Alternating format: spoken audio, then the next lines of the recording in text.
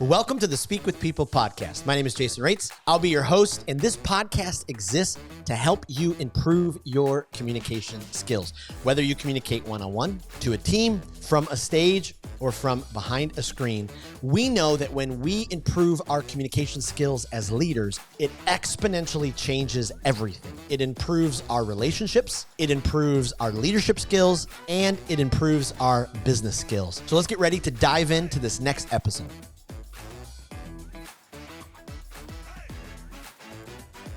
Well, how would you like to stand out in your communication?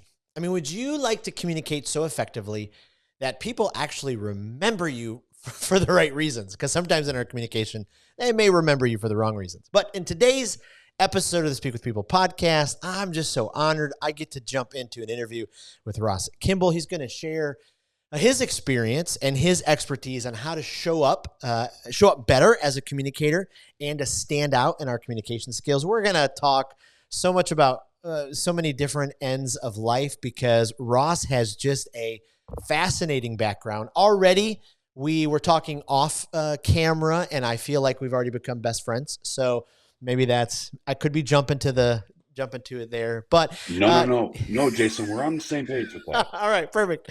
Well, you are a speaker, a keynote speaker, a speaker coach, a seasoned actor. You have credits including TV shows like It's Always Sunny in Philadelphia and the Emmy-nominated series Jury Duty. So you bring that wealth of experience plus your improv comedy. I can't wait. This is going to be fantastic. Ross Kimball, welcome to the Speak with People podcast. I'm here, Jason. It's great to see you. Everyone have a good weekend. We'll see you. Oh wait. I'm confused. You don't do the goodbyes in the beginning? Oh, you don't do that. Okay. And no one ever complains about it going short, right? Like, I mean, no, it's great. People are like, great, I'm moving on. Now I can look at my recipes on my phone. Yeah, that's just perfect. I can check right now. Yeah. Well, thanks so much for having me. I'm looking forward to it. I love this. Been looking forward to this conversation. Could you just maybe take us a little deeper into your story, where you're from, what you do, what you bring into the world, all that kind of stuff? Sure. This is going to be just a quick 3.5 hours to get through it. But perfect. Long story short, I was born in Boston, moved around the country just for a little bit. My dad's in sales. My mom was an entrepreneur herself. And so we bounced around the country, landed when I was about 4.5 in the suburbs of Chicago, in Naperville, Illinois, not too far away where you grew up, around Schaumburg, Hoffman Estates area. Didn't mean to blow up your spot, just letting people know. And was raised there, went to a small college in the city, always had an idea of TV, always was a huge comedy fan, always was someone that loved entertaining. I grew up in the Midwest and also in a very Christian home. So it was a double whammy of never have a lot of people look at you. You never want to be the center of attention. If you're up on stage, then it's kind of like, what are you doing? Like, you think you're so cool. It wasn't until I was a little after college that I really went after my dream, which was inside my heart, was to get good at comedy and to get to a point where I do comedy for free full time. Wow. Wow. All right. Which is everyone's dream, to not get paid to do comedy. So I was actually a teacher during the day. I was a 6th grade teacher in the city. And at night I was taking improv classes and some stand-up classes, but more so improv, long form improvisation, where you would take one word suggestion and put a 30-minute play on that no one would ever see again. And that is truly when my world turned to color. My first improv class of, how to learn yes and, how to support each other, how to trust yourself, how to understand that when you're on stage, when the words come out of your mouth, you have value. And we'll talk about this more, but everyone in the seats wants you to do well selfishly because they don't want to feel awkward. Right. Right. So anyway, I was doing that, doing comedy for a few years.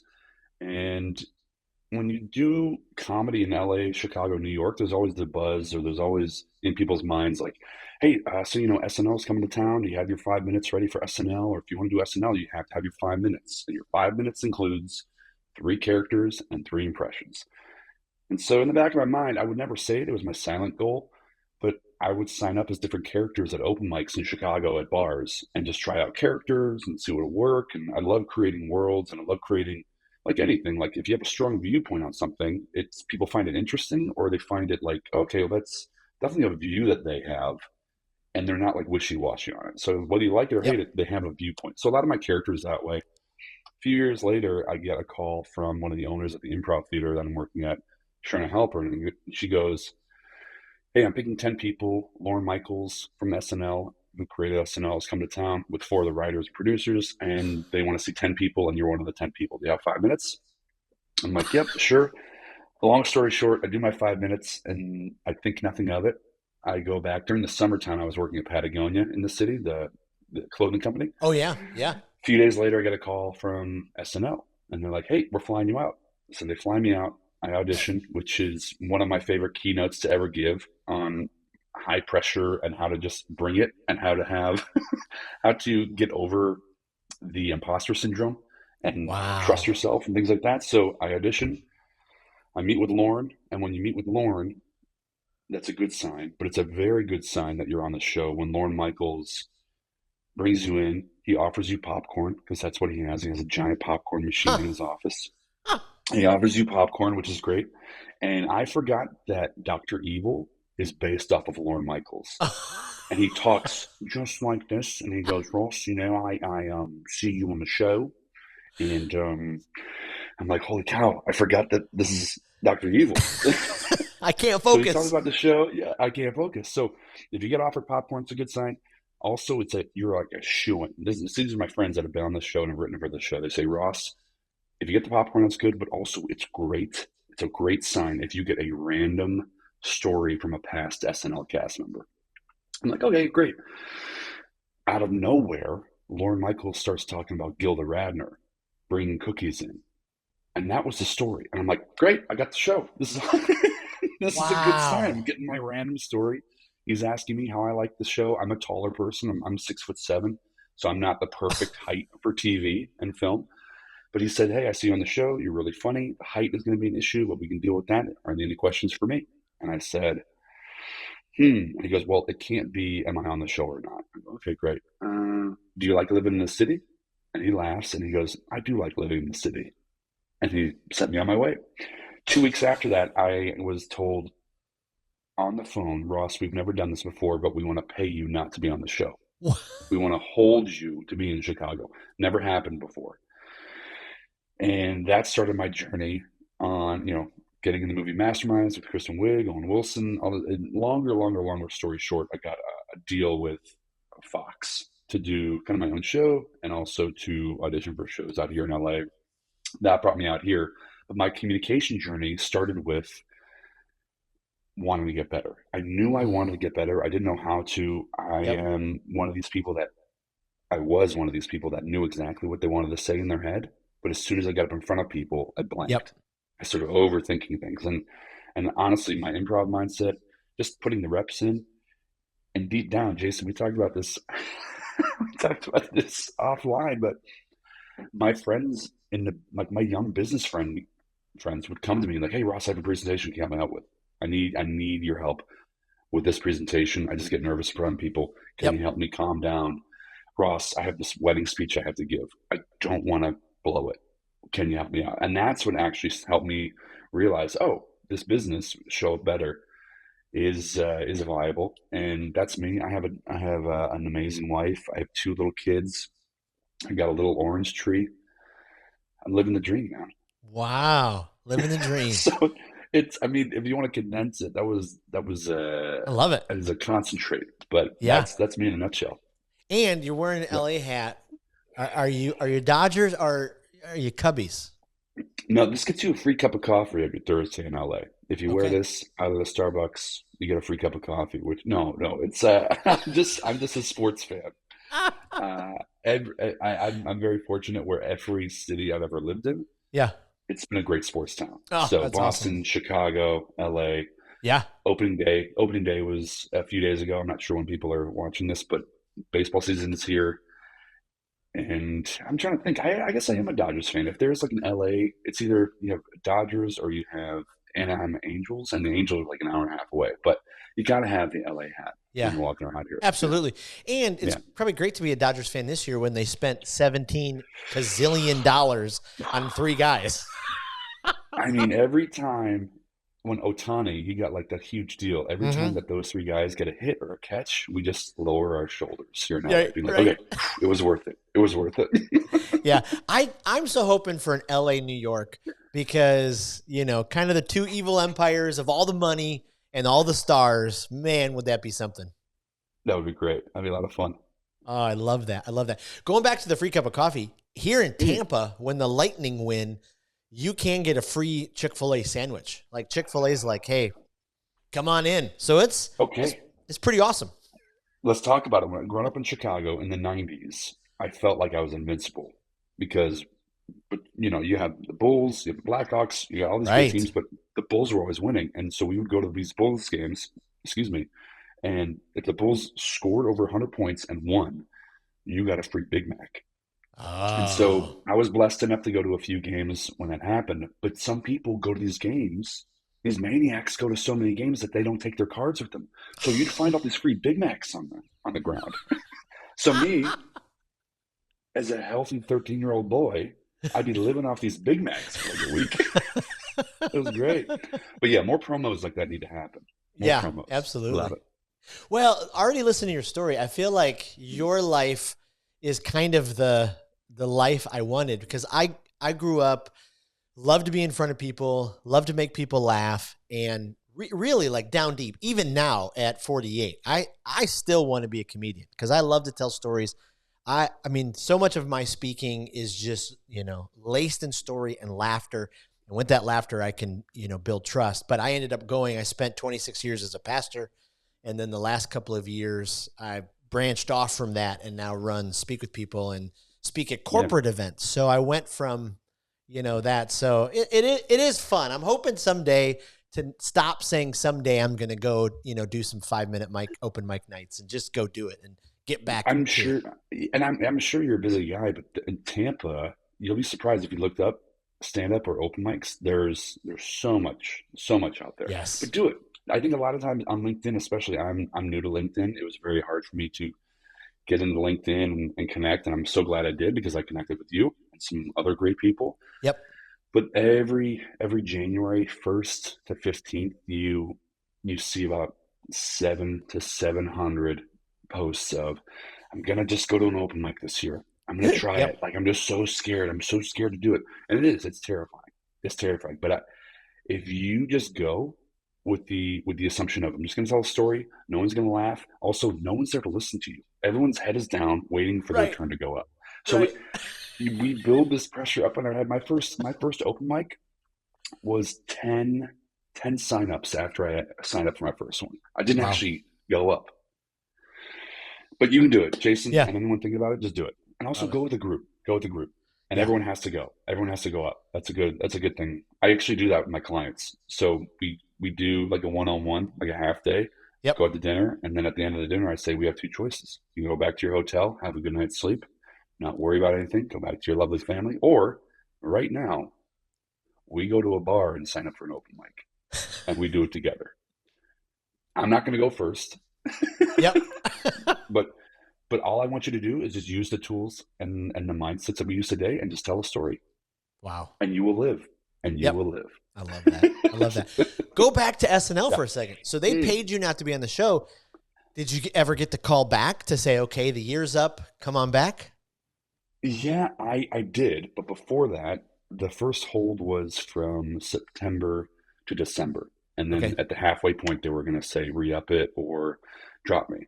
2 days before that re-up happened, The Daily Show called me. Jon Stewart from The Daily Show. They called me up and they said, "Hey Ross, we want to fly you out to test for The Daily Show, being a correspondent from the Jon Stewart era." And I said, "Oh, okay, I'll think about it." And this shows you how insular and connected everyone is in Hollywood and the entertainment business. 8 minutes later, I get a call from SNL saying, "Hey, I heard we got an offer from The Daily Show. That's really cool. That's a really cool opportunity. Um, so we want to re-up for SNL until May, and we need a decision in like 24 hours. All right, have a good night." And I'm hanging out with my friend, and I'm like, because first of all, SNL and The Daily Show, that was nothing. That was not a thing that I had in my head. Even when I started, just I think deep down it was like, oh, that'd be a cool thing. I think everyone Yeah. thinks that that'd be a cool thing. But for me, I loved.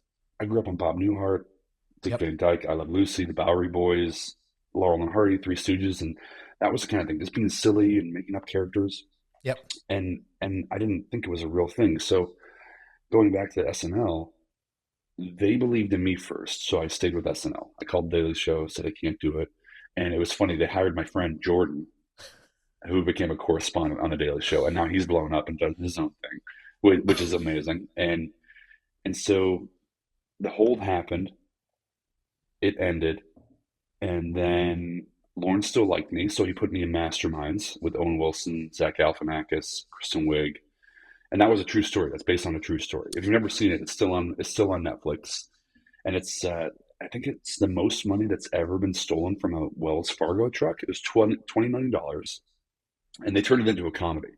Right.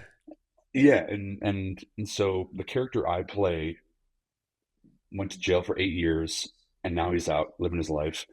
And my character, who I play, he's the only person. There's $2 million left. That's out there in the world that no one knows where it is. It's buried somewhere, and my character knows where it is. He's like the Oh, only person that knows where it is. Also, the character, the guy that Zach Galifianakis plays in the movie, he was on our set for like 10 days as a consultant just to see how things were. And like, yep, that's how we yeah. did it. And that's how I kicked in the door. And yep, that's what we did that. And during like comedic moments, he would stop and be like, "No, I didn't really do it like that." And we're like, "Oh yeah, well we're just making like a comedy movie. Like we're just trying to make it funny." There's one quick scene. It's a montage of us after we took the money. It's $20 million. We're in this big house, barrels of money, and there's money everywhere.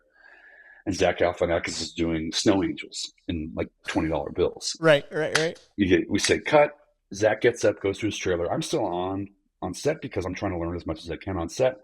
And the guy who stole all the money is on set, and he picks up a wad of money. He walks up to me and smells it and goes, "I got the smell right." And I go, I'm laughing. I'm like, "Oh, that's a funny joke." And then it clicks. I'm like, "Oh yeah, you would know how much.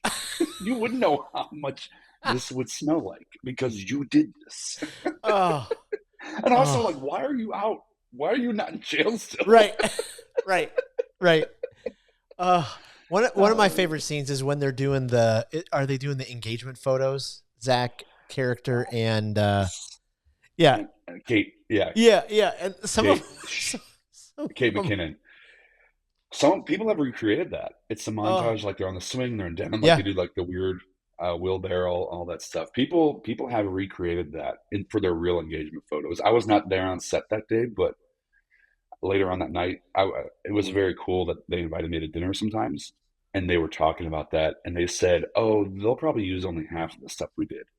Because wow, both of those like comedic minds, they're like, oh, they're very yes and where it's like, oh, we'll do this. Okay, yes. And how can I heighten that or say that idea is good and let's add on to it. And so when you have these two maniacs in the best use of the word possible, and yep, that's like comes from love, Kate McKinnon and Zach Galifianakis, where they're just like, oh, let's just have fun. And neither one of them is like, I don't want to look weird. They're like, nope, let's just follow the fun. Yeah, that's great. that's awesome. Really funny. So for especially with your background in acting, speaking, improv, what are some of those principles of improv that the everyday leader could grab hold of, especially when they're maybe doing presentations in high pressure situations or they're thrown on the spot? What are some of those principles that would go, oh, you just need to learn one or two of these, three of these, this would be great skills for you to be able to have. And it really will, help take the pressure off, help your communication. Yeah, when it comes to high pressure communication scenarios, and all I can think of is jury duty when it comes to that. But when you know the parameters, and I think when leaders are thrown into like, hey, you're going to talk on this, they're given maybe one, two, or 3 points. And like, oh, how can I elaborate? So when it comes to improv, yeah, it's all made up, but at the same time, it's following a set of quote unquote rules, and then I guess once you learn the rules, you break them. But when you first start out, it's yes and improv has been around for so long, and I like my comedic friends and we talk about the comedy IQ of people and how in the past 20 years it's just leveled up. So when it comes to yes it's an idea of you would use this more of a Q&A or like a meeting where it's like, yep, I'll take that. And how can we level up on it? Or a lot of times we hear like, hey, we can't do that. Instead of asking, okay, what if we could? What would that look like? What would need to change? Or how can we adjust some things? So the yes and mindset would be good. Also make the other people around you look good. And that's for two reasons, especially if you're a leader, making other people look good around you. Because when you're on stage, if someone says, hey, here's an alligator, and I come up and say, that's not an alligator, that's a bunny. Well, Yep. that makes the other person look like an idiot. Yep. Being in a leadership role, making other people look good. Number one, you become trusted. You Yep. become a person that becomes top of mind. It's like, oh, if I have a thing, I'm going to talk to so and so because they don't make me feel dumb. They make me feel Right. valued. They make me feel like, oh, this is important. And the trust factor goes through the roof. And that's what you want. As a leader, you want people coming to you, being okay with those quote unquote hard discussions. Also, you want them coming to you when things go great because you want Yeah. to be known as the person that like, hey, let's celebrate this. This is Yep. great. Those are the two ones that come to mind, and also just finding your people. Yeah. And whenever I talk about this on stage, I could talk about this forever. But with jury duty, we all had the same goal of getting our hero Ronald to the end. So really trusting yourself and then trusting the people around you and having the same mindset and digging your heels in the most positive way possible. Digging your heels into, hey, this is our goal, these are our values, and we're not going to adjust. And also keeping each other accountable for that in Yep. a good way. Yep. In a good way. But those That's are the three things that come to mind for sure. that's powerful. You know, not Yeah. every presentation, not every conversation, not every Zoom training, you know, not every keynote's going to go well. I bet from your experience with acting and comedy, you probably received some not so, you know, delightful news at times after Yeah. auditions. And, you know, Yeah. maybe, I don't know Yeah. for sure, but No, it's for 10 minutes ago. I just found out I was up for a role for this TV show. I got an email saying, hey, they're going a different direction. And then I have to jump on here and be like this guy with you, Jason. But so that's, I how, mean, in my line of work, and I'm sure whoever's listening in everyone's line of work, as yep, I'm meeting more and more business people and leaders, this happens all the time where things get so close and it doesn't happen. And then how do you adjust and be like, okay, that didn't happen, onward. How can I move on to this next thing? yeah, yeah. Yeah. I mean, it's to have the resilience to be able to bounce back like that. I mean, so Hmm. many people just get so frustrated. Oh, I'll never succeed. Oh, I'll never do this again. Oh, I'm never going to be able to do that. And you have to be able to do that, you know, to be able to keep Yeah. moving forward. Yeah. Training your brain to do hard things is Wow. one, hard, but Yeah. two, it's doable. Training, and I have a 3.5-year-old now where it's we're trying really hard to not say, okay, yeah, this is hard and oh, this is going to be hard. It's watching them do their thing and then training their brain. Like he didn't know how to do we have this new we have this like giant tow truck, which we thought was gonna be smaller, but then it came in the mail and it was like 8 times the size. So we have this tow truck now, and we're like, man, Charlie's gonna have the roughest time with this, and he did for about 3 days until he worked on it.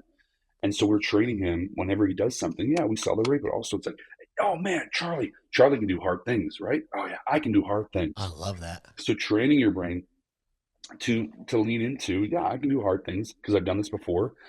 But before that, and I really, really, really focus on this with people, especially when it comes to public speaking or presentations or just getting up in front of people, that we have this apprehension or the fear of not the unknown, but the fear of like what we put in our head.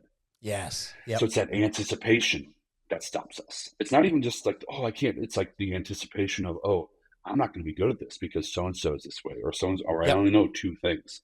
I Yep. love saying like if you get I can get you up in front of anybody and I can tell you about two facts about a Yeah. whale.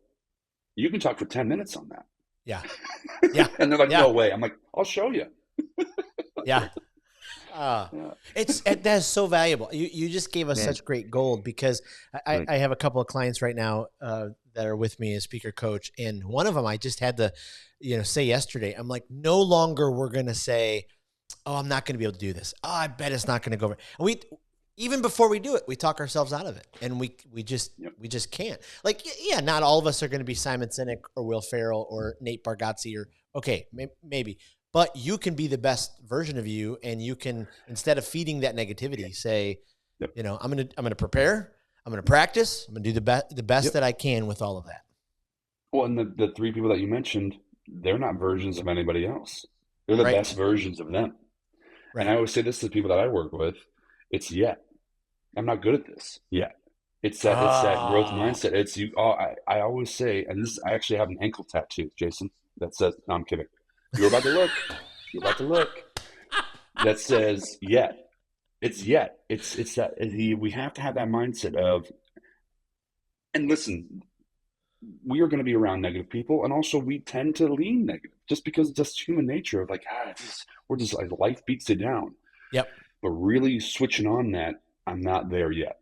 Yeah. But this is my goal. I'm not there yet. What are some systems? What are some steps that I can get there? Who's some people that I can put myself around? And then you're going to realize that communication is a skill. A lot of people stop because they're like, I can't do that. Or like, we have so much noise coming at us where we have all this over edited stuff Wow. coming at us where it's Yes. so clean and precise that when you watch an unedited like a 42-second video of someone just talking to the screen with some ums and some uhs and some pauses and thinking, you're like, oh, it's a human. I can relate to that person. Right.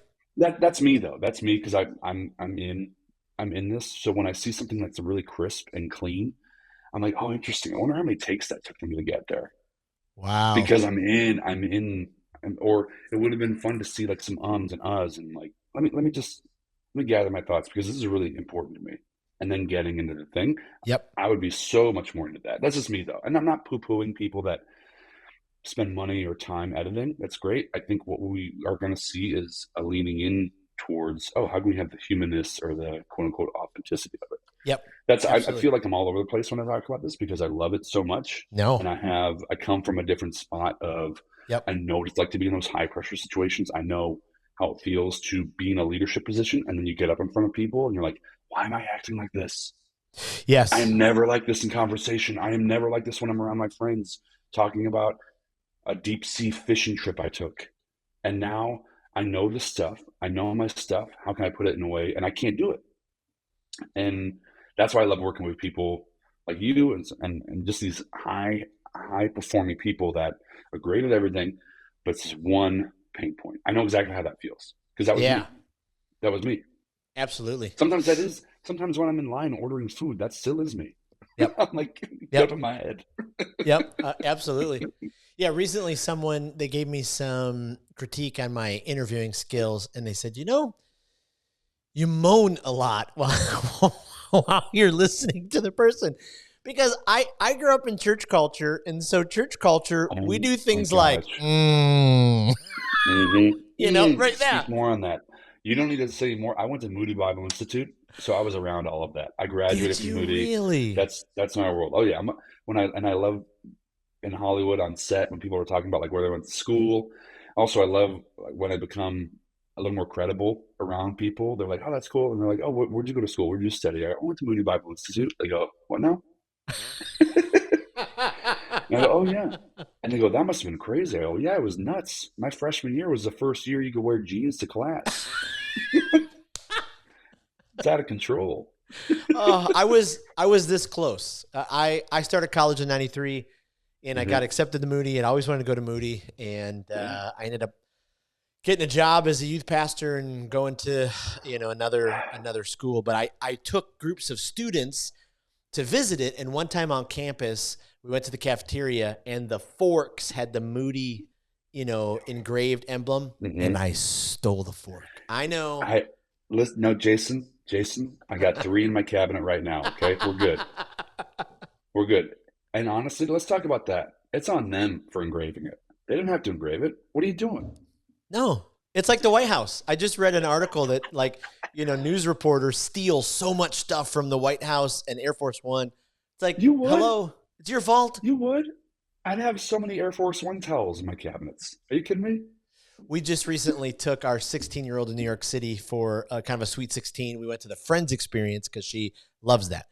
It was Sure. cool. It was awesome. For me, if I went to the Office experience and there was actual Office stuff, these hands would be searching for stuff because that would Yeah. that would be. Roy goes to the Whole Foods that I go to. So, hey, that's Well, all I got for the connection. That's my office experience. I love three. Well, I love my family, obviously, but there's three great loves in Mhm. my life. I love Hootie and the Blowfish. Like I am the most Okay. diehard fan. So Nice. I Drum. love Hootie and Darius, and All well, right, and then let's see how many connections I can make because the drummer went to my high school. Go on. I well That's true. shoot.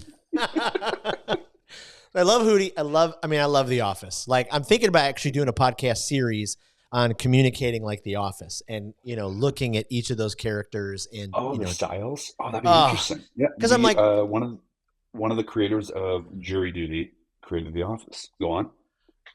well, we're I pretty mean, all these connected. Because I'm like, connections. I've watched this show probably 30 times all the way through. I should do something with all of this great knowledge. And so yeah, absolutely love it. And then I love Tom Brady. So there's a whole other thing there. I was born in Boston. That's all I Okay, got. there you go. But That's where I with Hootie, Darius lives am. in South Carolina. I have a friend who lives there, and I'm like, if you see him in a Target or you see him in a gas station, you snap that photo.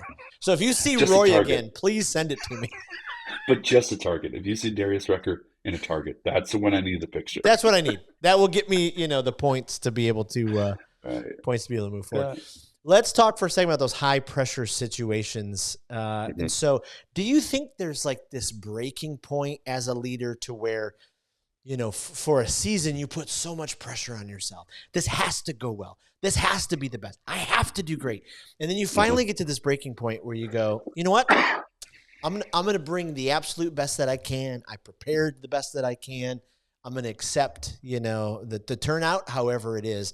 And you kind of lose all of that. Because I can remember being a young speaker and just being like, this next engagement, it has to be, they have to love, they have to talk about, and it was so much pressure that I would self-destruct. Can I guess how those went? Yeah. When you put so much pressure on yourself before growing up, I think we're on the same page. Yes. Oh, dude, like Wile E. Coyote, buddy. Yep. Just Yep. dropping it. I do see it a lot where I think younger leaders that are put in a position where they're promoted and then they have to feel it's almost a little imposter syndrome. Like I'm out of place, but also how can I prove to everyone that I belong here? Yeah. And so what happens is we do a little too much, or we just overcomplicate it in our head. Where it's like I need to have a standing ovation after this Q2 report. And you're like, no one stands up after any Q2 report. So Right. you know that you were there for a reason. I think becoming just more human. I think Yep. more and more so leaders that are seen as competent. Yeah. They have a little charisma. They bring themselves in, even though they have all these outside influences. They're themselves with what they've had, their experiences and skill set. Yep. But really, really understanding, and this goes back to what everyone's saying nowadays, but what you have to say has value. Oof. Period. Yes. What you have to say, and that was the first thing that was said to me in an improv class. Got 5 people up. We're going to do like a simple exercise. And before we even started, we were looked directly in the eye, one by one, and said, what you have to say is important. Wow. What you have to say is important. I've never heard that before in my life.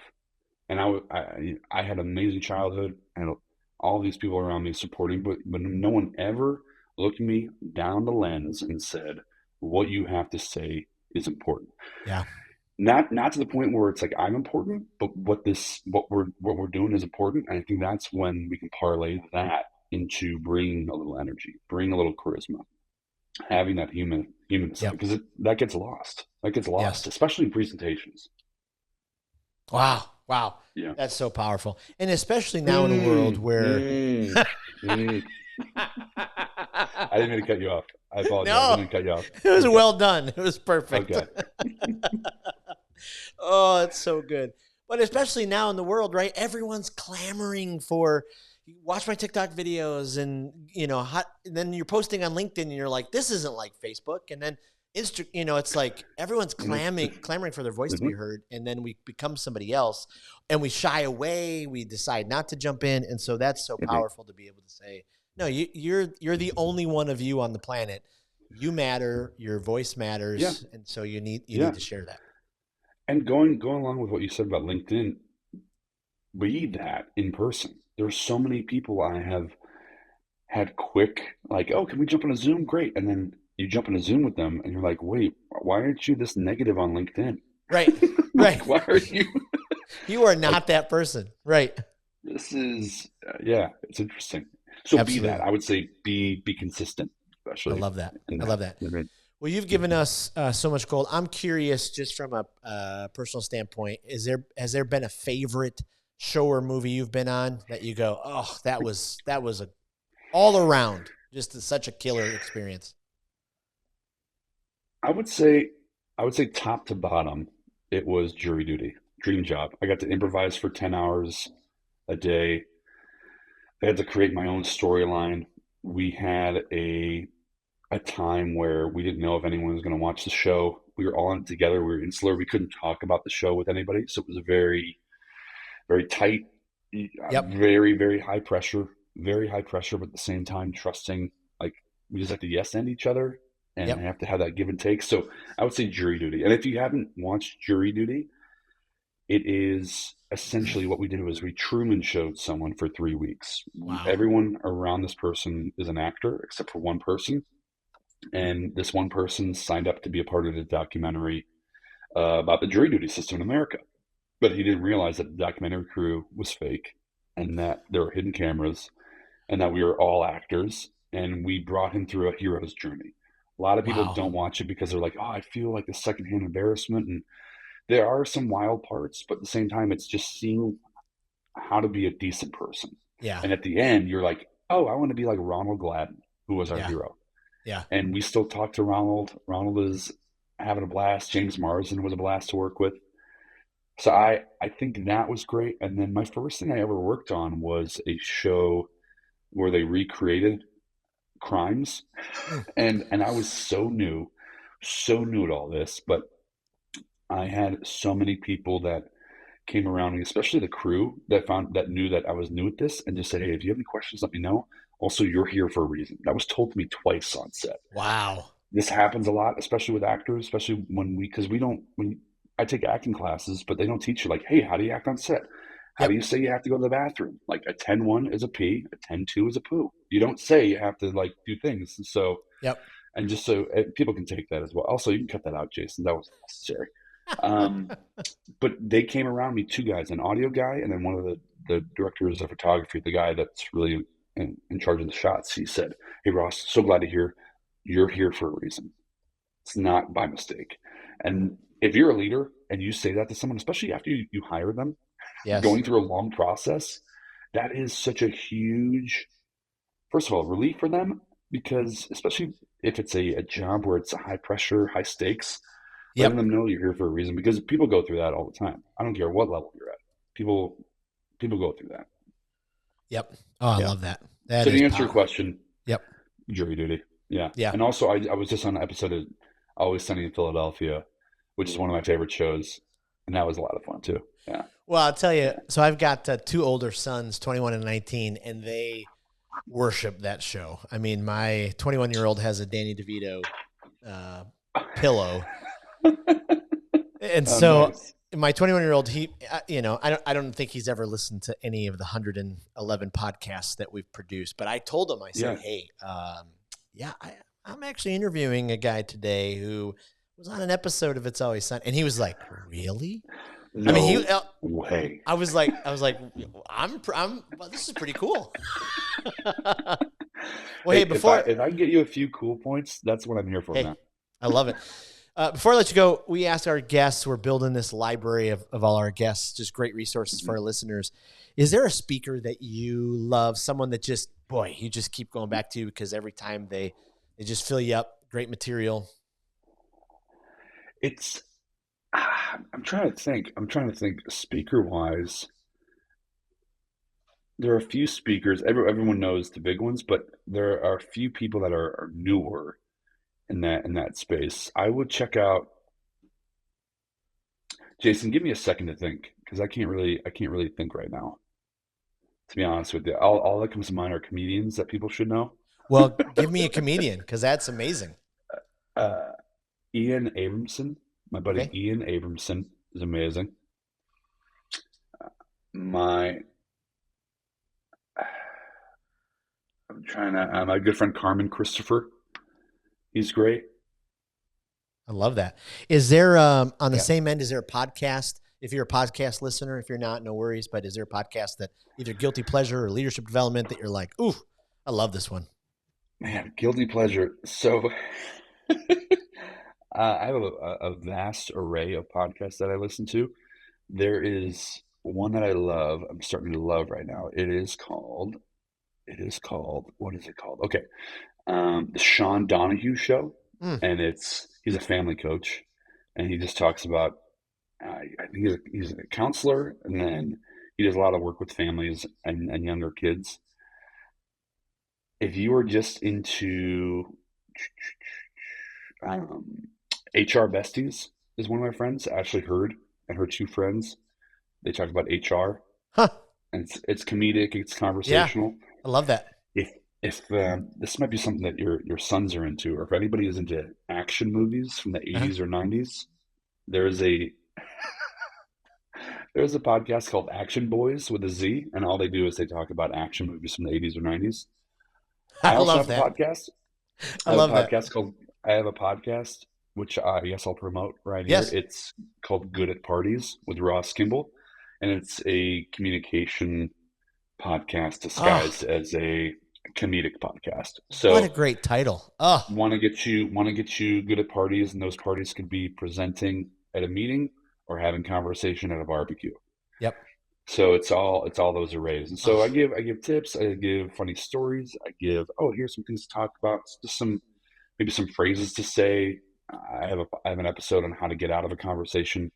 I have I love have that. like what I have an episode called Stop Bringing Wine, where you just stop bringing wine to parties, bring something else. Yeah. Yeah, so I love it. that's what I'm working on. That I that'll love it. be that'll be coming out. Be rolling out some new episodes pretty soon. That's gonna be amazing. Yeah. Go back to Action Boys. I immediately went to Andy Dwyer and Parks and Rec, talking through Rambo when their cable went out. So he did the Yeah, whole yeah, the whole movie. But I love that, and we're gonna post. yeah. We'll definitely post your podcast. Where else? Where can we send people to find you online? Would be the best place. Yeah. You can go to showupbettertoday.com. Yep. Yeah, showupbettertoday.com. That'll send you to my workshops, my coaching, speaking, all that stuff, and you can set Love up it. a call with me, and we'd love to talk. I think the one other thing I wanted to say was I'm doing this more and more just because I see it online, but it actually started back in Chicago in the early like aughts, 2010s. But if you want to get better at presenting, getting Mhm. up in front of people with flow, get your friends together and do a PowerPoint party. Oh So wow. what you do is you get 5 to 7 friends together and you get a 10 slide max, 10 slide max for PowerPoint. So everyone puts a PowerPoint together on, it could be anything. My favorite vacation. Yep. Cake is better than pie. Just something simple. And then Yep. that way you get up in front of people and get more of the flow. So I would suggest that PowerPoint party. And if you don't know, you turn 27, you don't know what to do, order a bunch of pizza and do a PowerPoint party. Oh, I love that. That's fantastic. Yeah. Fantastic. Ross, this has been amazing. I mean, thank you Yeah. for bringing so much laughter and healing and just incredibly practical and powerful communication skills and Yep. tips to our listeners. So appreciate your time. Jason, thanks so much. I really appreciate it. And if you made it this far in the podcast, get yourself a little coffee. I You love it. deserve it. I love it. Well, thank you for joining us on another episode of the Speak with People podcast. We hope that you were encouraged. We hope that you were inspired and challenged to improve your communication skills. I want to thank you again for being a part of the Speak with People podcast community. Make sure you don't miss out on being a part of the Speak with People Facebook community group. Just head to Facebook, type in Speak with People, scroll down and join our community because every single day we're encouraging each other, we're helping each other to improve our communication skills. Thanks again, and we'll see you in the next episode.